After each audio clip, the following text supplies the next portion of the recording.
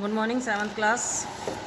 बेटा अब जो एक्सरसाइज स्टार्ट होने वाली है वो है 7.4 एक्सरसाइज। ठीक है, इसका फर्स्ट क्वेश्चन जो है वो है divides a number when decreased by 4।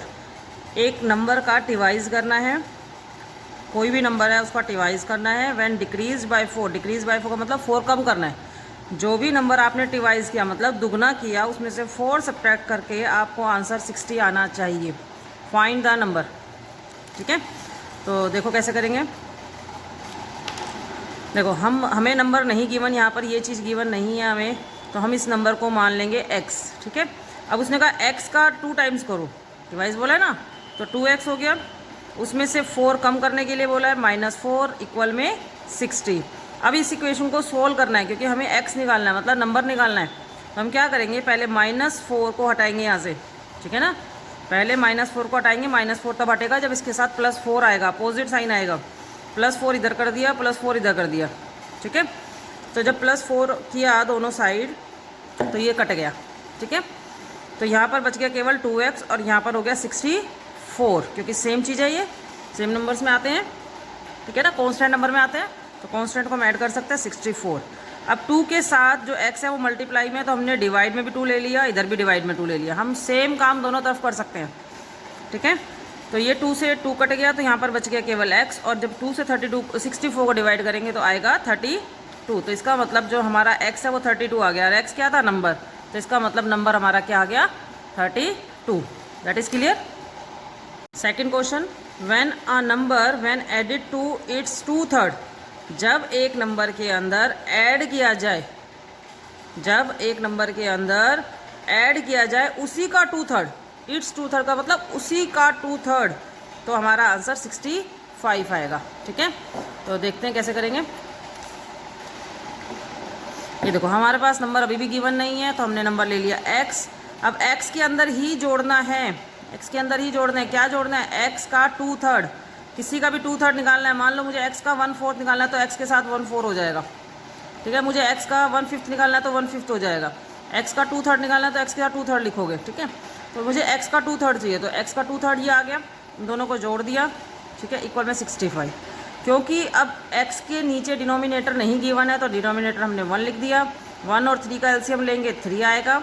1 की टेबल में 3 आ गया 3 पर, तो 3 से मल्टीप्लाई करोगे x की, 3x हो गया। 3 की टेबल में 3 1 पर, 1 से मल्टीप्लाई करो 2x हो गया, इक्वल में 65।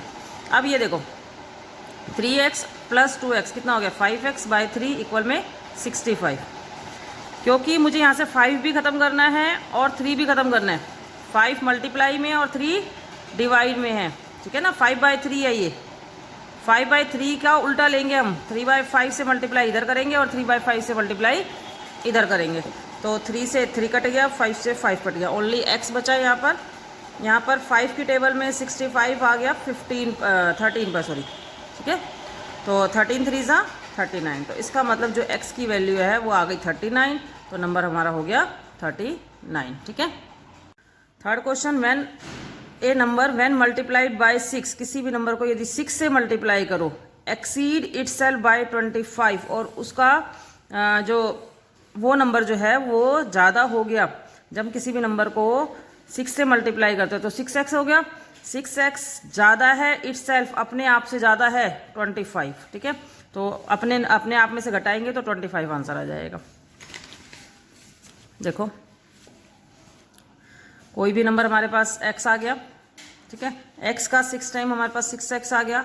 अब 6x में से वही नंबर घटाना है, तो x घटाया इक्वल में 25। 6x में से एक x घटाएंगे तो हमारे पास बचेंगे 5x इक्वल में 25। 5 की और x की मल्टीप्लाई है।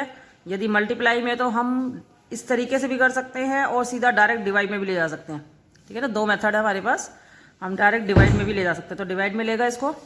ठीक है, आप इस तरीके से भी कर सकते हो, इधर भी 5 से डिवाइड और इधर भी 5 से डिवाइड, दोनों मेथड में से कोई भी कर सकते हो। ठीक है, तो जब 5 में डिवाइड में लेके गई मैं इसको, तो ये कट गया 5 पर, तो x की वैल्यू आ गई 5। तो जो x है वो नंबर है, तो नंबर की वैल्यू आ गई 5। Fourth question, the sum of 2 natural number is 117। 2 natural numbers हैं, अलग अलग 2 नेचुरल नंबर्स हैं, उनका जो टोटल है 117 है। उनमें से एक नंबर इज 12 टाइम्स अदर। यदि हम एक नंबर हमारे पास x है तो उसका जो दूसरा नंबर आएगा वो 12 टाइम्स आएगा। ठीक है ना, 12 टाइम्स। तो यदि हम उन दोनों नंबर को जोड़ देंगे तो 117 आना चाहिए। तो नंबर बताने क्या होंगे। यदि सपोज करो एक नंबर x है तो दूसरा नंबर जो है इसका 12 टाइम्स है, 12x हो गया। अब यदि हम इन दोनों को जोड़ दे तो 117 आना चाहिए ना, क्वेश्चन में बोला क्या है ना कि यदि इन दोनों को टोटल कर दो तो 117 आएगा। तो इसका मतलब इन दोनों को जोड़ दे तो 117 आना चाहिए। x में 12x जोड़ेंगे 13x, 13x इक्वल में 117। 13 के साथ x मल्टीप्लाई में है जो कि डिवाइड में चला जाएगा। डिवाइड में 13 के टेबल में 117 आता है 9 पर। इसका मतलब जो फर्स्ट नंबर है वो तो 9 हो गया, और जो सेकंड नंबर है उसकी 12 से मल्टीप्लाई करो, 12 को 9 से मल्टीप्लाई करोगे 108। तो इसका मतलब दूसरा नंबर 108 हो गया। ठीक है, अगला क्वेश्चन देखेंगे। The length of a rectangle is 12 centimetre more than it's breath. जो भी उसकी ब्रेथ है उससे 12 सेंटीमीटर ज़्यादा है उसकी लेंथ। ठीक है, पैरामीटर दिया हुआ है 114 centimetre, 144 centimetre. Find its length और ब्रेथ, और लेंथ और ब्रेथ निकालनी है। ठीक है, तो देखो इस क्वेश्चन के अंदर देखो हमें ब्रेथ नहीं मालूम तो हम ब्रेथ लिख लेंगे x सेंटीमीटर। ठीक है, सेंटीमीटर क्योंकि यूनिट इसमें सेंटीमीटर यूज हुई है। ठीक है ना, क्वेश्चन में तो सेंटीमीटर लिख लेंगे। लेंथ उसने क्या कहा है, इससे 12 ज़्यादा है, x प्लस 12 यहाँ पर ब्रैकेट लिखकर सेंटीमीटर। ठीक है, अब हमारे को पैरामीटर गिवन है तो पहले हम पैरामीटर का फॉर्मूला लिख लेते हैं। पैरामीटर इक्वल में 2 इंटू एल प्लस बी। अब क्योंकि यहाँ पर हमारे पास जो फार्मूला था 2 इंटू एल प्लस बी था, ठीक है, तो 2 एज इट इज एल की वैल्यू क्या थी हमारे पास x प्लस 12 और b की वैल्यू थी x इक्वल में, क्योंकि 144 गिवन है हमने लिख दिया 144। 2 एज इट इज x और x इकट्ठा कर दो 2x प्लस 12 इक्वल में 144। ये जो 2 है बाहर ब्रैकेट के बाहर है, मल्टीप्लाई में है, तो कहाँ चला गया, डिवाइड में, डिवाइड करके 72 आ गया। ठीक है, अब क्योंकि 12 क्या है प्लस में है तो उधर जाकर किस में हो जाएगा, माइनस में। ठीक है, तो 2x की वैल्यू कितनी आ गई 60, तो x की वैल्यू कितनी आ गई 60/2 30 सेंटीमीटर। x क्या था हमारा, ब्रेथ थी ना, स्टार्टिंग में हमने x ली थी ब्रेथ, तो ब्रेथ हो गई 30 सेंटीमीटर। लेंथ उससे 12 ज़्यादा थी तो 42 सेंटीमीटर। ठीक है, नेक्स्ट क्वेश्चन देखो। सम ऑफ 4 कंजिक्यूटिव का मतलब होता है लगातार, कंजिक्यूटिव का मतलब होता है लगातार। 4 लगातार जो नंबर्स हैं उनका यदि हम सम करें तो 106 आना चाहिए। तो नंबर बताओ क्या होंगे। ठीक है, कंजिक्यूटिव का मतलब क्या होता है, लगातार। ठीक है, यदि एक नंबर हमारे पास x है तो अगला नंबर उसमें एक जोड़ेंगे। यदि मान लो देखो 13 लिखना है तो उससे अगला नंबर क्या होगा 14, एक प्लस करके उससे अगला नंबर क्या होगा 15, उससे अगला नंबर क्या होगा 16। ऐसे कोई भी नंबर ले लो, कोई भी, 25 ले लिया, उससे अगला नंबर क्या होगा 26, एक जोड़ के। तो इसी तरीके से यदि मैंने x लिया है तो दूसरा नंबर क्या हो जाएगा, x में 1 ऐड करेंगे, फिर उसके अंदर 2 ऐड करेंगे, फिर उसके अंदर 3 ऐड करेंगे। ठीक है, क्लियर। तो उसने कहा है इन सबको जोड़ दो तो 106 आना चाहिए। जोड़ो x और x और x और x, ये चारों x जोड़ दो तो कितना आएगा 4x। नंबर जोड़ो 1 और 2 3, 3 और 3 6 इक्वल में 106। 6 प्लस में है, राइट में जाएगा, अपोजिट साइन हो जाएंगे। 106 में से 6 सब्ट्रैक्ट होंगे तो कितना आ गया 100। अब 4 के साथ x क्या है, मल्टीप्लाई में, तो डिवाइड में चला जाएगा, तो आ गया हमारे पास 25। तो पहला नंबर हमें पता चल गया 25 है, दूसरा 26, उससे अगला 27, उससे अगला 28। ठीक है, 7th क्वेश्चन नहीं करना है, 8th क्वेश्चन नहीं करना है। 9th क्वेश्चन देखो। Cost of A burger is 20 more than a sandwich. Cost जो है एक बर्गर की वो 20 ज़्यादा है एक सैंडविच से। जितनी भी सैंडविच की कॉस्ट है उससे 20 रुपये ज़्यादा है बर्गर की कॉस्ट। टोटल कॉस्ट ऑफ एक सैंडविच और बर्गर, एक बर्गर और एक सैंडविच की जो कॉस्ट है 120 है। तो इन दोनों का अलग अलग प्राइस बताना है क्या होगा। ठीक है,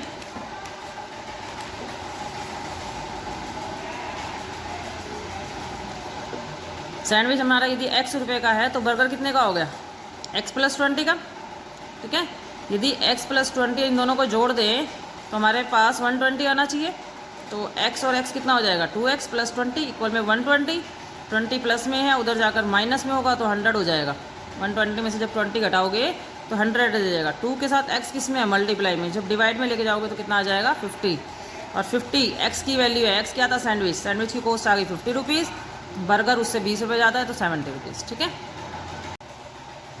a man is 28 years older than his daughter. जो मैन है वो अपनी बेटी से 28 साल बड़ा है।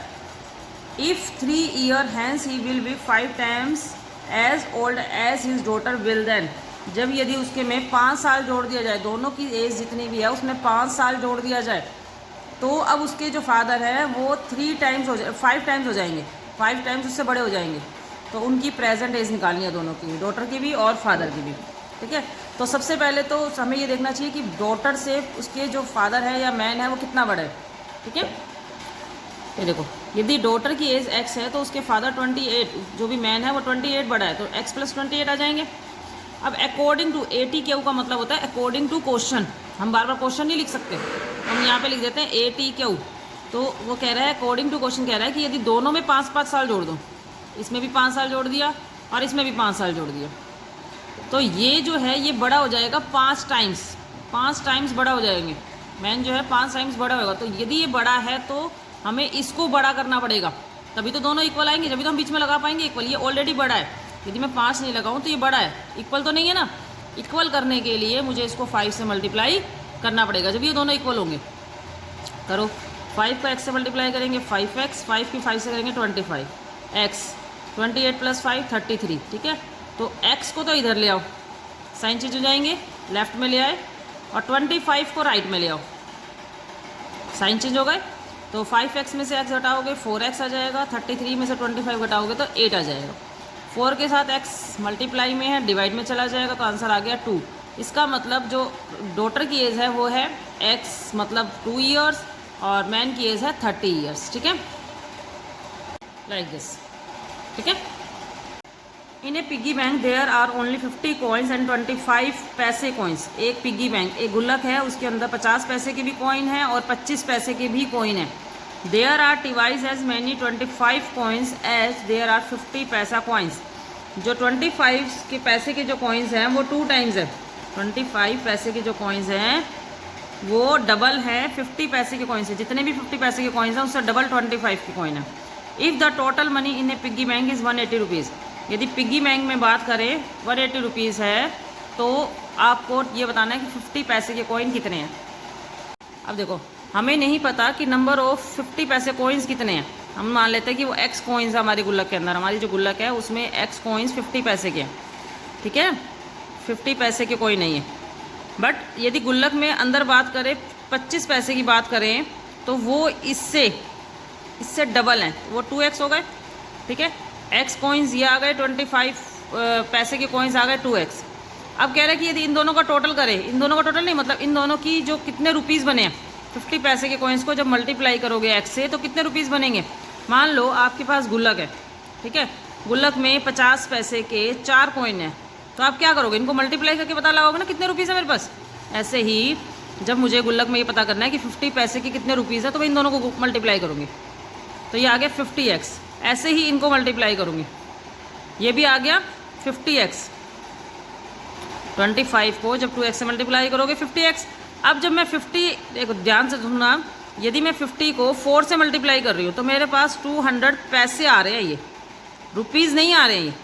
मुझे इसको रुपीज़ में कन्वर्ट करना पड़ेगा, या तो मैं इसको रुपीज़ में कन्वर्ट कर दूँ या मेरी गुल्लक में 180 रुपये जो दिए हुए हैं मैं उसको रुपीज़ में कन्वर्ट कर दूँ। तो मैंने 180 रुपये जो दिए हुए थे मैंने उसको रुपीज़ में पैसे में कन्वर्ट कर दिया, तो ये भी पैसे आ गए, ये भी पैसे, ये भी पैसे और ये भी पैसे। ठीक है, तो 50 + 50 100 पैसे हो गए और इधर हो गए 18,000। 100 मल्टीप्लाई में है, इधर जाकर डिवाइड में होगा तो बच जाएंगे 180। देखो ये बाई में 100 लगाओ तो 2 0 से कट जाएंगे तो हमारे पास आ गया 180। इसका मतलब जो 50 पैसे के जो कॉइन थे, x की वैल्यू आई है ना, और x क्या था 50 पैसे के कॉइन, जो 50 पैसे के कॉइन थे वो 180 थे। ठीक है, लास्ट क्वेश्चन है, Heena is a 15 year older than Chirag. जो हीना है चिराग से ओल्डर है, ओल्डर मतलब बड़ी है, 15 साल बड़ी है। 10 ईयर एगो, 10 साल पहले, 10 साल एज उनकी कम करनी पड़ेगी। हीना वाज 4 टाइम्स चिराग इज। जो हीना है वो 4 टाइम्स बड़ी थी चिराग की एज से। What are their present age, उनकी प्रेजेंट एज क्या होगी। देखो प्रेजेंट एज हमारे पास चिराग की नहीं मालूम, चिराग की एज हमारे पास x हो गई, हीना उससे बड़ी है 15 साल तो x + 15 ईयर्स हो गई। ठीक है, अकॉर्डिंग टू क्वेश्चन इसने कहा है कि यदि दोनों की एज 10-10 साल कम कर दो, तो इसमें से भी मैंने 10 सब्ट्रैक्ट कर दिया और x में से भी 10 सब्ट्रैक्ट कर दिया। तो अब बड़ा कौन था, हीना। हीना बड़ी थी, हीना बड़ी है ना, ये बड़ी है, तो हम इसको बड़ा कर दें चिराग को, तो दोनों स्टेटमेंट हमारी इक्वल हो जाएंगी। तो हमने इसको 4 टाइम्स से मल्टीप्लाई कर दिया। तो x 15 में से 10 सब्ट्रैक्ट करेंगे तो 5, 4 को x से मल्टीप्लाई करेंगे 4x, 4 को 10 से करेंगे तो 40। ठीक है, x + 5 इक्वल में 4x - 40। 4x को इधर ले आओ तो कितना हो गया -3x, और ये 40 है। ठीक है, 40 माइनस 5 -45, तो आंसर आ गया 15। देखो कैसे आया, x इक्वल में -45 अपॉन में -3, माइनस से माइनस कट गया, 3 की टेबल में आ गया 15 पर। ठीक है, तो x की वैल्यू आ गई 15। x क्या था, चिराग की एज, तो इसका मतलब चिराग की एज आ गई 15 ईयर्स, और हीना की एज उससे 15 साल ज़्यादा है, तो इसका मतलब उसकी एज हो गई 30 ईयर्स। ठीक है, दैट इज़ क्लियर बेटा। आपका ये एक्सरसाइज कंप्लीट हो गया, चैप्टर भी कंप्लीट हो गया है। आपको ये वाली जो एक्सरसाइज है करके मुझे 12 बजे से पहले करना है, और आपकी आज ऑनलाइन जो जूम मीटिंग है वो 1:30 बजे होगी, 1:30 पर। ध्यान सभी नोट कर ले, 1:30 पर आपको लिंक आएगा, सभी बच्चों ने टाइमली ज्वाइन करना है उसमें। ठीक है।